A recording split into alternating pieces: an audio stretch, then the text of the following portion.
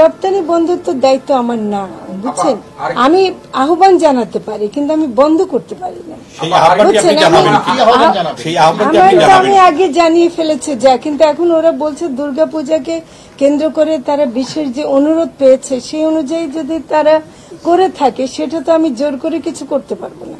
তো ফলে এখানে একটা ব্যাপার হলো, বাংলাদেশে কিন্তু কলকাতার চেয়ে বেশি, পশ্চিমবঙ্গের চেয়ে বেশি পুজো হয়, 33,000 অধিক মণ্ডপে বাংলাদেশে পুজো হয়। সেই পরিমাণ পুজো কিন্তু পশ্চিমবঙ্গে হয় না, অথচ বাংলাদেশে কেজি এটা আপনারা বাণিজ্য মন্ত্রণালয়কে গিয়ে বলেন, দয়া করে আপনারা বাণিজ্য মন্ত্রণালয়ের সাথে কথা বলেন। এটা মৎস্য কিন্তু শোনেন, মাছ আমার, কিন্তু মাছ আমাদের অন্যান্য পণ্য যেগুলি রপ্তানি হয় সেগুলো কি সব বাণিজ্য মন্ত্রণালয় উৎপাদন করে?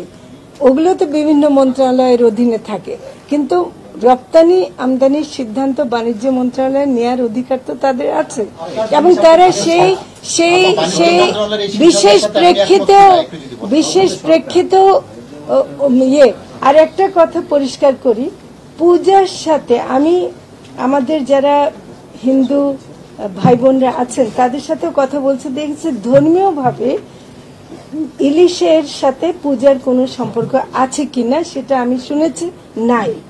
কাজে এটা আমরা যেমন ভালো খাবার খাই, সে ভালো খাবার খাওয়ার একটা অংশ হিসেবে তারা নিতে চাচ্ছে, কিন্তু পূজার সাথে এটার কোনো সম্পর্ক নাই।